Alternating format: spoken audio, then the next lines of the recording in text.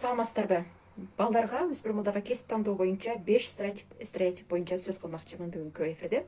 Биринчи стереотип кесип тандоодо өспүрүм балдарга бир гана ата эне гана туура кесип тандай алат. Экинчи стереотип атайын профориентациянын жардамы менен гана так туура кесип тандай алабыз. Үчүнчү стереотип бала гана өз кесибин туура аныктай алат, таба алат. Төртүнчү стереотип ким жакшы окуса гана жакшы жашоодо жашайт. Ал эми бешинчи түшүнүк же бешинчи сиңип калган элдерге сиңип калган стереотип ой. Эмне так, бешинчи ой, бир иш авторитеттүү кесиптерди гана тандаш керек. Алтынчы стереотип, бир ишти баштап сөзсүз түрдө анын аягына чыгарыш керек. Мына ушул түшүнүктөр, башкача айтканда стереотиптер боюнча өспүрүм балдарга кантип туура кантип туура кесип тандоого жардам беребиз аттуу эфирди баштамакчымын. Саламатсыздарбы? Сиздер менен мен Чынара мугалим болмокчу. Анда биринчи стереотип боюнча сөз кылсак, ата эне гана балага туура кесипти тандай алат деген түшүнүк, стереотип деп коебуз. Бул канчалык деңгээлде туура? Ооба, ата энелер турмушта көп нерсени көрүштү, практика жүзүндө элдер менен аралашып жүрөт, мамиле кылып жүрөт деп ойлойбуз. Бирок чын чынына келгенде, биз ата энелер интернет аркылуу кайсы кесиптер жаңы кесиптер, кайсы кесиптер тренд, же болбосо кайсы кесиптер жок болуп баратат, мына ушулар жөнүндө балдарга караганда бир аз түшүнүктөрүбүз азыраак болгондуктан ата эненин жаңы маалыматтардан, замандын өзгөрүүсүнөн бир аз мындай түшүнүктөрүбүз балдарга салыштырмалуу азыраак деп айтар элем. Демек, балдардын дагы кесип тандоодо өз ойлорун укканыбыз маанилүү. Экинчи стереотип боюнча сөз кыла турган болсок, азыркы заманбап профориентация деп коет, ушундай аябагандай жаңы чыгып келе жатат. Эгерде бала өз кесибин так аныктай албай аткан болсо, кайсы багытты так чече албай аткан болгон болсо, атайын ошо профориентациянын тесттеринен, консультацияларынан өтүп гана так кесипти тандай алабыз деген түшүнүк бар. Түшүнүк жаңы пайда болуп жатат. Бул боюнча оюмду айта кете турган болсом, сөзсүз түрдө ошондой атайын консультациянын же атайын тесттердин эле жардамына муктаж болбостон, өспүрүм балдарыбызга биз кеңештерди берип жардам берсек болот экен. Мисалы үчүн балдарыбызга интернеттен, ютубтан, Google аркылуу карап ар кандай маалыматтарды карап көрүүгө сунуш берсек болот. Мисалы үчүн өспүрүм балабыз интернеттен, ютубтан эмнени мисалы үчүн көргөндө жан дүйнөсү толкуп кетет, жакын болот, көргүсү келет, өз алдынча дагы да карап, изденип тапкысы келет. Ошого маани беришибиз керек. Мисалы үчүн эгерде балдарыбыз ютубтан атайын программирование боюнча, же болбосо дизайнер боюнча, же болбосо жаныбарлар дүйнөсү боюнча көбүрөөк кызыгып, көбүрөөк изденип, көбүрөөк маалымат алгысы келип атса, демек биздин балабыздын жан дүйнөсү, табияты ошол жака ыктаган, ошол жака бурулган, биздин балабыз ошол тармакка жөндөмдүү деп түшүнсөк болот. Демек, бала андан сырткары кайсы предметке кызыгат, бирок аны кесип катары тандабайт, бирок ошол предметти кызыгып окуйт. Сөзсүз түрдө мугалими жаккандык үчүн эмес, бала өз алдынча изденгиси келет, кайсы сабакта өзүнчө мындай рахат алат, ошого дагы көңүл бур деп айтсак жакшы болор эле. Эмне үчүн бул эфирди даярдап жатам? Анткени ортонун жыйынтыктары чыгып, азыр 9-11 класстын балдары атайын ошол кесип тандоо боюнча баш катырып жаткан кездери менин жеке баракчама дагы атайын апалар чалып, менин балдарым кесип тандай албай жатат, же болбосо өзүнүн хоббилерин, же болбосо кызыкчылыктарын билбей атат, кеңеш берип койсоң дегенден улам бүгүнкү эфирди даярдадым. Так, андан ары үчүнчү стереотип, же болбосо үчүнчү калыптанып калган түшүнүк ой, бул балдарыбыз өзү гана кесипти тандаш керек деген түшүнүк. Бир жагынан алып караганда ата энелер гана туура кесип тандай алат, балдар өзү гана өз кесибин туура тандай алат деген эки түшүнүк тең туура эмес болуп калат экен. Анткени эмне үчүн балдар өзү тандай албайт? Апалар биз турмушта кайсы кесип менен элдер жакшы жашап атат, же болбосо кайсы кесип балабыз адамдын жашоосуна ыңгайлуу, же болбосо балабыздын жөндөмүнө ыңгайлуу экендигин биз жакшыраак билебиз балдарыбызга караганда практика жүзүндө. А балдар болсо интернет аркылуу, мисалы үчүн кинолордон, ар кандай тармактардан кайсы кесиптер тренд болуп атат, престиж болуп атат, же болбосо аябагандай популярдуу экендигин бизге караганда жакшыраак билет дагы. Алар турмуштук практикалык тажрыйбасы жок болгондуктан ошол кесипти баалуу деп ойлошу мүмкүн. Бирок чын реалдуу жашоого келгенде аны жасап көргөндө, же болбосо реалдуу жасап балким окуп көргөндө же иштеп көргөндө баланын жан дүйнөсүнө ал кесип туура келбей калгандыгын бала кечирээк түшүнүп калышы мүмкүн. Демек, баланын оюна да коюп коюуга, же болбосо бир жактуу эле ата эне өзүнүн гана оюн тагымлаганга болбой калат экен. Андыктан эмне кылышыбыз керек? Бала негизинен кесип тандоодо баланын өзүнүн биринчи оюн угушубуз керек. Баланын тандоосун эң маанилүү. Бирок бала жаңылып калбаш үчүн эмне кылышыбыз керек экен? Бир нерсе, мен ушул маалыматты издеп жатып бир нерсеге аябагандай таң калдым. Бала өзүнүн келечектеги кесибин 12-13 жашында так аныктап бүтүшү керек экен да. Анан 9-класска барып калганда же болбосо 8-класска барып калганда баягы ыңгайлуу бала же болбосо удобный мальчик деп коет, ыңгайлуу бала болуп эле баардык сабактарын окуп, же болбосо баардык мугалимдерин жок дей албай дегендей баардык сабактарынан 5 окуп, өзүн өзү ашыкча кыйнап, өзүн өзүн ашыкча мучить баягындай напряженный абалда кармаганы да туура эмес болуп калат экен. Демек 12-13 жаштан баштап бала өзүнүн келечектеги кесибин так аныктап, ошол багыттагы, ошол тармактагы сабактарга басым жасап, өз алдынча изилденип окуп башташы эң туура экен.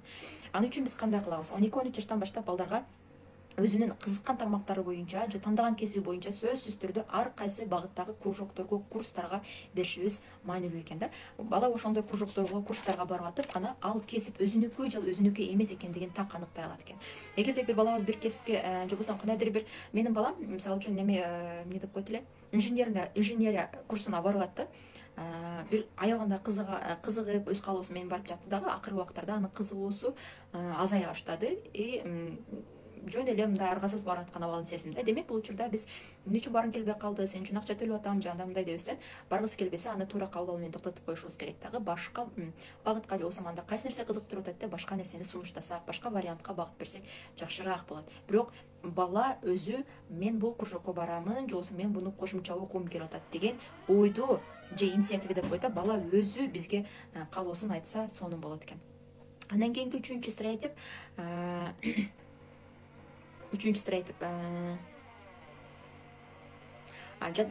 кечиресиздер, ушул жерге дагы бир кошумча маалыматты бере кетсек, мисалы үчүн ошол бала ар кандай кружокторго барып өзүнүн бул кесип меники же меники эмес экендигин так аныктаганга, практика жүзүндө көргөнгө жардам берет экенбиз дагы. Андан сырткары биз жөн эле ата энелер жүрбөстөн, туугандарыбыз бар, жакын тааныштарыбыз бар, ошолордон биз суранып, айрыкча ушул 7-8, балким 6-класстан баштап балдарыбызга кесип тандоодо кыйналып аткан балдарыбызга же балким бүтүрүүчү класс болобу, туугандарыбыздан өзүнүн кесиби боюнча маалымат берүүсүн сурансак жакшы болот экен. Сөзсүз түрдө мисалы үчүн өзүнүн кесиби жөнүндө мотивация берип, кызыктырып, менин кесибим моуну, мен мынча акча таап атам эмес, жөн гана ушул кесип аркалап жаткан же болбосо иштеп жаткан кесибин кантип тандап калгандыгы жөнүндө, ал кесип менен кандай энергияда же кандай абалда иштеп жаткандыгы, ал кесип аркылуу кандай карьераларды жасай алса болот, кандай акчаларды тапса болот, ушул багытта гана балага маалымат берүүсүн суранып койсок, балабыз менен бир 5 мүнөт, 10 мүнөттөй бош өзүнүн кесиби жөнүндө сүйлөштүрүп койсок, практика жүзүндө бул аябагандай бала үчүн ойлонуп, өз алдынча чечим чыгарып, мындай эмне деп коет, өзүнүн оюн жыйынтыктаганга, мындай бир чечимге келгенге сонун жардам берет экен. Практика жүзүндө чыныгы кесип ээлери менен, адамдар менен сүйлөшкөндө. Кийинки үчүнчү калыптанып калган түшүнүк, бул жакшы окусаң гана жакшы жашоодо жашайсың деген түшүнүк дагы элдерге өтө кеңири тараган. Бул Советтер Союзунан калган түшүнүк. Бүгүнкү күндө ал нерсе жарабайт. Мисалы үчүн азыр университетте окуду бала дейли, бала адам университетте 5 жыл окуду, бирок ал 5 жыл окуду, колуна диплом алганы менен сразу дейбизби, заматта ошол кесип боюнча иштеп кете албайт. Буну жашоодо көрүп билип жүрөбүз. Демек бала азыркы замандын талаптары ошол дипломун алып жаткан күндө дагы реалдуу жашоодо өзүнүн диплому боюнча өзүнүн билими үстүнөн көбүрөөк иштебесе, кошумча курстарга барбаса, же болбосо практика жүзүндө кандайдыр бир иштеп көрбөсө, диплому менен иштеп кетиши кыйын. Эми гос мамлекеттик иштерде билбейм, бирок мындай жеке тармактарда, жеке менчик тармактарда жумуш берүүчүлөр, мисалы үчүн, сенин дипломуң бар экен, макул, сен жумушка алайын, диплом барларды сөзсүз жумушка алыш керек деген эрежеге баш ийишпейт. Жумуш берүүчүлөр азыркы күндө эмне кылат? Макул, сен тажрыйбалуучаң, 1 жыл 2 жылга чейин мен сени күтүп турам деген да мүмкүнчүлүктү бербейт. Жеке менчик ишканалар өзүңүздөр билгендей, алар эмне кылат жумуш берүүчүлөр? Биринчиден алар сөзсүз түрдө диплому бар адиске, же болбосо ушул адиске, же болбосо мен ушул тармакта иштейм деген эмне деп коет, иш сурап келген адамга, дейли, иш сурап келген адамга 3 талапты коет. Ал талап эмне? Эмнени билет жана жасай алат. Эмнени билет жана жасай алат. Экинчи талабы, жумуш берүүчүнүн экинчи талабы, жумуш берүүчүгө эмне пайда келтире алат. Үчүнчүсү, эмне кылып берүүгө даяр. Өзүңүздөр эле билсеңиздер керек. Эмнени билип жасай алат. Экинчиси, эмнени билет жана жасай алат, эмне пайда келтирип бере алат жана эмнени кылып берүүгө даяр. Ушул 3 нерсени ошол мен жумушка иштейм деген баягы талапкерден дейбизби же болбосо иш издеген адамдан дейбизби так анык нерсени ушул 3 нерсени көргөндө гана ага өзүнүн жумушун бере алат. Демек биз өзүбүздүн балдарыбызга ушул нерсени түшүндүрүшүбүз керек экен. Сөзсүз түрдө студент болосуңбу же болбосо кайсы кесипти аркалайсыңбы, жөн эле окуп коюу, жөн эле диплом алуу, жөн эле кагаз документ алуу бул азыркы заманда маанилүү эмес. Азыркы заманда өзүң билимиң үстүнөн өзүң иштешиң керек. Жумуш берүүчүлөр сененден ушул 3 нерсени талап кылат деген нерсени өзүбүздүн студент балдарыбызга жана абитуриент балдарыбызга түшүндүрүшүбүз зарыл экен. Андан кийингиси, демек биз балдарыбызга дайыма байкоо салып жүрүп, мындай байкоо салып, эмнеге кызыга тургандыгын, эмнеге жөндөмү бар экендигин, эмнеге шыктуу экендигин байкап, ошол кызыктуу, мындай кызыккан, жөндөмдүү, шыктуу тараптарын өнүктүргөн атайын эгер мүмкүнчүлүгүбүз болсо, мугалим, тренерлерге берип өнүктүрүшүбүз зарыл экен. Мисалы үчүн Советтер Союзунда калган түшүнүк, эгерде бала математикадан кыйналып атса, сөзсүз түрдө математикага басым жасайт. Иши кылса, жетишпеген кемчиликтери тараптан атайын кошумча сабактарга барышат да. Жок, бүгүнкү азыркы замандын талабы баланын күчтүү жактарын өнүктүрүүгө, күчтүү, жөндөмдүү жактарын курчутууга басым жасалат. Кийинки 5-стереотип калыптанып калган түшүнүк бул авторитеттүү кесиптерди тандоо керек деген түшүнүк бар. Кайсы бир учурда аябагандай бир убакта юристтер, андан кийин экономисттер аябагандай популярдуу болуп кетип, ошол кесипти аркаласа сөзсүз түрдө акча өзү эле келип, адамдар аяга жүгүнүп, ушундай бир элдер ага баш ийип кошоматтанып жүгүнүп калышат деген ойлор менен элдердин баары юристке, элдердин баары банкта иштеп экен деп экономфакка тапшырып кеткен учурлар болгон. Демек, бул нерсе дагы туура эмес. Кайсы кесип болбосун, кайсы гана кесип болбосун, ошол кесипте бала окуп жатып эле университетте дейбизби, же болбосо жогорку окуу жайында дейбизби, атайын адистик кесиптик жагында дейбизби, кыскасы окуп жатып сөзсүз түрдө кошумча өзүнүн үстүнөн иштеши керектигин, өзүнүн практика жүзүндө ошол тармакта жакшы билимге ээ болуп, иштеп кете ала турган жөндөмгө ээ болушун билишибиз керек экен. Демек 5 жыл окуткан университет дагы биздин балабызды сразу иштеп кете ала турган, сразу колунан иш келе турган жөндөмдөрдү үйрөтүп бере албайт. Биз балабызга кандай балабызга авторитеттүү, акчалуу кесипте эмес, элдерге пайдалуу болушуң керек. Мына ошондо сен канчалык элдерге пайдалуу боло алганыңда, элдерге канчалык жардам бере алганыңда акчалар өзү келет, же болбосо ошого жараша диний багытта соо аласың, анан Кудай сага акча берет деген түшүнүктөрдү беришибиз керек экен. 6-стереотип же болбосо 6-калыптанып калган ой: бир ишти баштап сөз аягына чык, тарак бир жерден көгөрөт, бир жерден жылбай иштеп, трудовой книжка бир иште болуп, ошол иштен пенсияга чыгыш керек деген түшүнүк дагы бул Советтер Союзунан калган түшүнүк. Бүгүнкү заманда эч качан адам бир иште калбашын баардыгы эле азыркы тренерлер айтып жатышат. Ал иште кеминде 3 жыл же 5 жыл иштеп көрүп, сенин каалоолоруң, максаттарың ишке ашпаса, сен каалаган жашоону бере албаса, ал ишти алмаштырыш керек деп айтылат. Демек, биздин балабыз дагы бир кружокко барып тажап калса, сен эч кайсы кружокту толук аягына чыкпадың, али бу деп эле жүрөсүң деп айтканыбыз туура эмес экен. Демек, биздин балабыз дагы балким университеттен 2 жыл окуп, 3 жыл окуп, которуп, башка университетке, башка кесипке которуп аткан болсо, буга да каршылык, тоскоолдук жаратпашыбыз керек экен. Демек, бала издеп атат өзүн. Ал кесиптен өзүн таппай калды деп түшүнсөк болот. 5-курсту бүтүп дипломун чаң басып калган жакта башка окуу жайларга которуп, башка тармактарга жылып, өзүнүн чыныгы жөндөмдүүлүгүн самореализация деп коет да, өзүнүн ички потенциалын, ички күчүн, ички жөндөмдүүлүктөрүн ачканга, изденип атканына мүмкүнчүлүк берип, шарт түзүп, туура түшүнүү менен кабыл алышыбыз керек экен. Демек, бала канчалык ар кандай кружокторго барып, ар кандай иштерде иштеп чоң адам болсо, ар кандай окууларды окуган болгон болсо, ушул азыркы заманда коммуникация деп коет, адамдар менен мамиле кылышуу, баарлашуу жөндөмү өнүгөт. Ошол эле учурда эмне болот? Ар кайсы тармактан алган билимдерин шайкештирип, өзүнчө бир күчтүү потенциалга, күчтүү жөндөмгө ээ болот. Эми биз балдарыбызга мен жанагы 6 стереотип жөнүндө жыйынтыктап тактап дагы айта кетейин. 1-стереотип кесипти бир гана ата эне тандай алат деген түшүнүктөн дагы алыс болушубуз керек. Анткени жаңы жөндөмдөрдү, жаңы кесиптерди, интернеттеги жаңы маалыматтарды ата энелер билбей калышы мүмкүн, биз акырында балдарыбыз жакшы билет. 2-стереотип балдар гана туура кесипти тандай алат деген түшүнүктөн дагы алыс болушубуз керек экен. Анткени балдар турмушта практикалысы, тажрыйбасы аз болгондуктан адашып калбашы керек. Анын үчүн балдарга кружоктор аркылуу эртерээк кесипти тандатып, кружоктор аркылуу ал кесип өзүнө дал келерин, дал келбестигин аныктатып, ошондой эле ар кайсы кесиптин ээлери менен практика реалдуу жашоодо тааныштырып, балабыз менен 5 мүнөткө баарлашып кесиби жөнүндө маалымат берип коюшун суранышыбыз керек экен. Үчүнчү, стереотип бул сөзсүз түрдө профориентациянын жардамы менен гана балабыз так анык кесибин тандай алат деген түшүнүктөн арылып, бала өз алдынча изилденип, ютубтан, интернеттен, мектептен болобу, кайсы тармакка кызыга тургандыгын, кайсы багытка жөнөмдүү экендигин так билсек болот экен. Төртүнчү стереотип, бала жакшы окуса гана жакшы жашайт деген стереотиптен арылып, бала өзүнүн күчтүү жактарын, жөндөмдүү жактарын, кайсы илимдин тармактарына кызыга тургандыгын, мисалы үчүн гуманитардык тармактарына же математикалык тармактарга же жаратылыш баягындай тармагына кызыгабы, же болбосо спорт тармактарына дегендей ошол жактарын өнүктүргөнгө жардам беришибиз керек, мындайча айтканда. Жакшы окуса гана жакшы жашайт деген түшүнүк бүгүнкү күндө эч кандай актуалдуулугун жоготкон. Бүгүнкү күндө адамдар өзүнүн күчтүү жактарын акчага айлантуу менен гана жакшы акчада чыгышып атат, жакшы жашоодо жашап атышат. 6-чы стереотип, бир иште өмүр бою иштеш керек, бир окууну толук аягына чыгыш керек деген түшүнүктү балдарыбызга таңуулабашыбыз керек экен.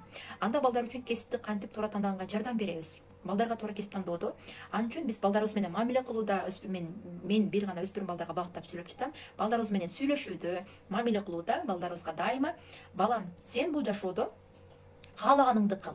Каалаганыңды кыл деген хобби маанисинде. Балам, сен өзүң кызыккан хоббилериңдин каалаганыңды кыл. Бул биринчиси. Ошол хоббиң, каалаганыңдын ичинен эң кыйыны, шыктуусу, эң жакшысы бол дешибиз керек экен. Үчүнчүдөн, ошол тандаган хоббиң менен адамдарга пайда бер. Ушул түшүнүктү балдарыбыз менен талкуулашып сүйлөшүп алсак жакшы болот экен. Жашоодо сен каалаган хоббиң менен хоббиңди жаса, хоббиңди кыл, каалаганыңды кыл. Экинчи, ошол сен тандаган хоббиң ичинен эң жакшысы бол, күчтүүсү бол. Үчүнчүдөн, ошол хоббиң аркылуу адамдарга пайдалуу бол деген түшүнүк. Анткени иш берүүчүлөр эч качан, азыркы заманда иш берүүчүлөр эч качан биздин үйрөнүп кетсин, тажрыйба алып алсын деп күтпөйт. Алар мага кандай пайда бере аласың, эмнени билип, эмнени кыла аласың. Үчүнчүдөн,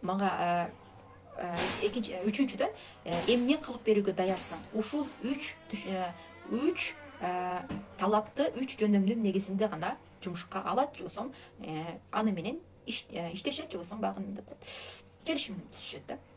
Андан кийинки негизги нерсе, балдарыбызга биз мындайча айтканда, азыркы заманда келечекте ким болосуң деген суроонун ордуна, азыр кесиптер улам-улам өзгөрүп аткандыктан, алмашып аткандан ким болосуң деген суроонун ордуна, балам, сен жашоодо кандай адам болосуң деген суроону беришибиз керек экен. Балам, сен жашоодо кандай адам болосуң? Балам, сен жашоодон эмнени каалап алгың келет? Жашоодон эмнени каалап, эмнеге жеткиң келет? Жана сен жашоого эмне бере аласың деген сөздөрдү, суроолорду беришибиз керек экен. Бул Советтер Союзунан калган түшүнүк, сен ким болосуң деген. Окумуштуулардын айтуусу боюнча акыркы 10 жылда дипломдун деле актуалдуулугу жок болуп кетиши мүмкүн. Жөндөмдүүлөрдүн гана, өз үстүнөн иштегендердин гана доор келет деп айтып жатышат. Демек, ушун менен мен өзүмдүн эфиримдин соңуна чыкмакчымын. Балдарыңыздарга ишениңиздер, балдарыңыздарды колдоңуздар, өз оюңуздарды эч качан балдарга таңуулабаңыздар дейт. Суроолоруңуздар болсо, мен жооп берүүгө даярмын. Менимче суроолор жок экен. Анда убакытты кетирбей жыйынтыктап коеюн. Эфирди сактаганга сөзсүз түрдө аракет кыламын. Балдарга кесип тандоодо суроолоруңуздар болсо, сөзсүз түрдө комментарийге жазып коюңуздар. Мен суроо берүүгө даярмын. Албетте бул кызыгуу менен жооп беришке аракет кыламын. Көңүл бурганыңыздар үчүн чоң рахмат.